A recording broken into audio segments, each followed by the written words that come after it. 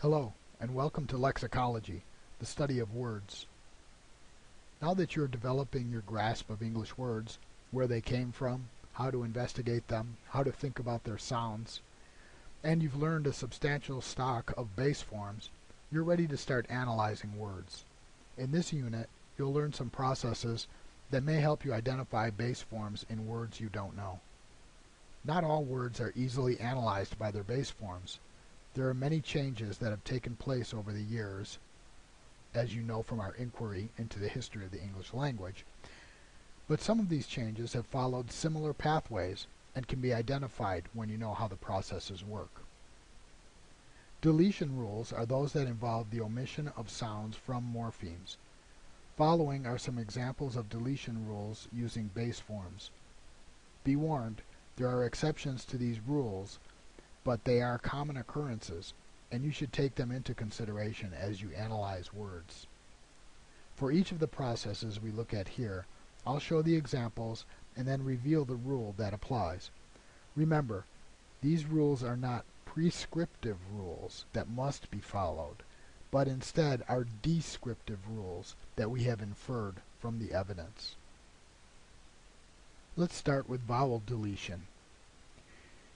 In each of the processes, you'll see a chart that indicates the base form, an example of using the base form in a regular way, and then an example of the base form being used in the process. In this example, vowel deletion. So here we can see the base form, anti, dia, meta, auto, meso. All of these base forms can be applied just as we've been doing throughout the course. So we can end up with antipathy, diameter, metamorphic, autograph, and misogyny. When we apply the process of vowel deletion, we get words like this: antagonize.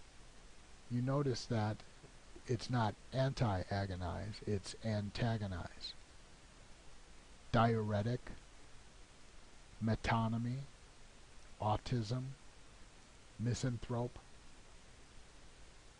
All of these words are words that you should probably know. If you don't know these words, look them up. So the rule that we can infer here is that when a morpheme ending with a vowel precedes one beginning with a vowel, delete the vowel ending the first morpheme.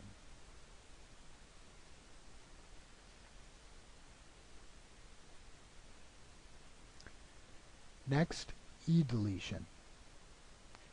Again, the base forms: mater, member, meter, and then an example of a regular application of the base form: maternal, dismember, diameter. And now, after e-deletion applies, we end up with matrimony, membrane, metric.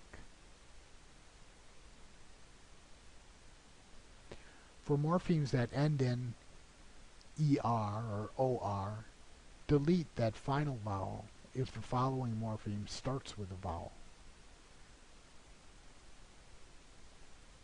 The process can even affect stems that already comprise a root and suffix. So if we take the word actor, which is two morphemes, even that undergoes e-deletion to end up with actress. Same with enter and aviator, entrance and aviatrix. That's a word you don't see very often.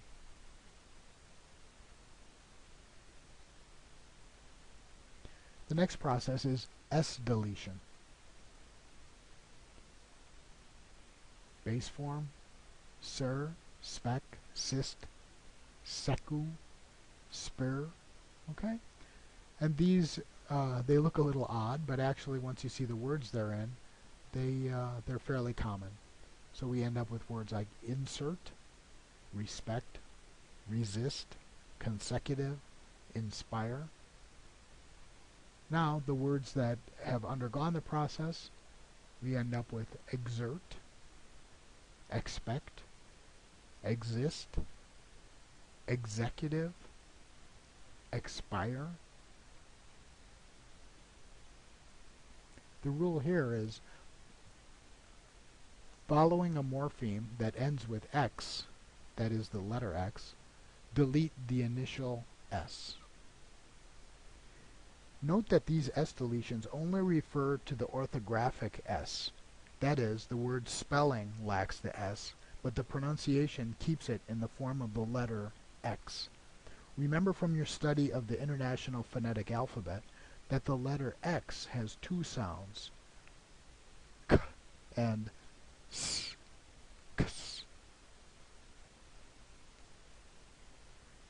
The next process is de-deletion. Side, plued, penned, plowed. So we end up with decide, conclude, expend, explode, all fairly common words. Then when we apply the process, we end up with decision, conclusion, expensive, explosive.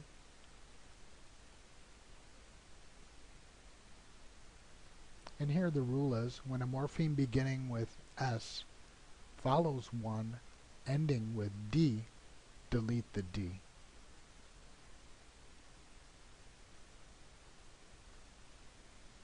Let's look at vowel C deletion, another very common process.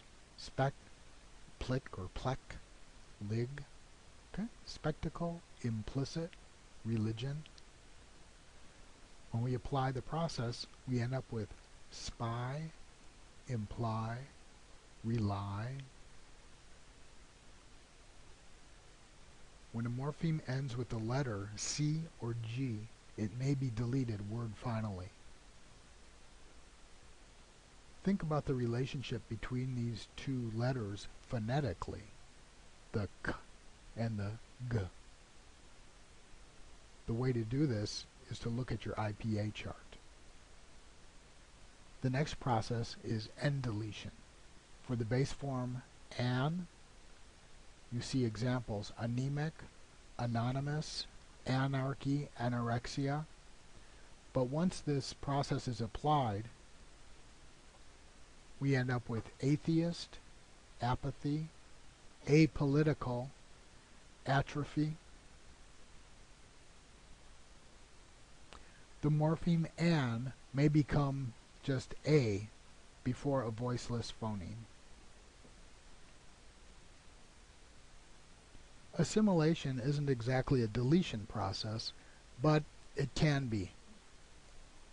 We look at a variety of base forms here: in, add, sub, ob, and we see how they're used in regular English words: intolerable, inchoate, admit, advance, submarine, subpar, obvious, obfuscate. But once they've undergone assimilation, oops, not e-deletion as it shows here, it should be assimilation, we get words like impetuous, improbable, abbreviate, aggressive, support, surreptitious, oppose, and offer.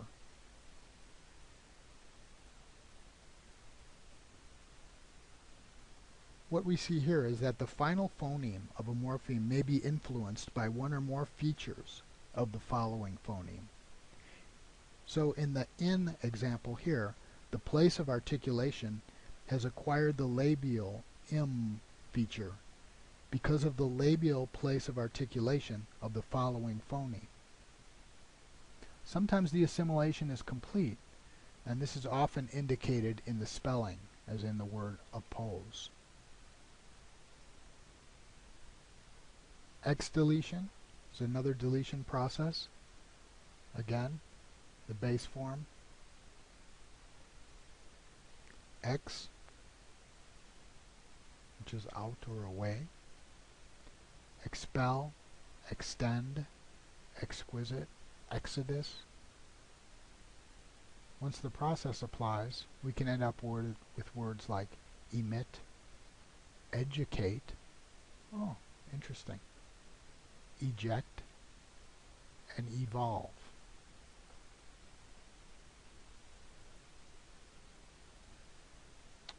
The rule is that we delete the letter X from the prefix X when the next morpheme starts with a voiced consonant. And you remember what voiced consonants are from our IPA chart. When the vocal folds are vibrating, you end up with a voiced sound, such as m, d, j, v.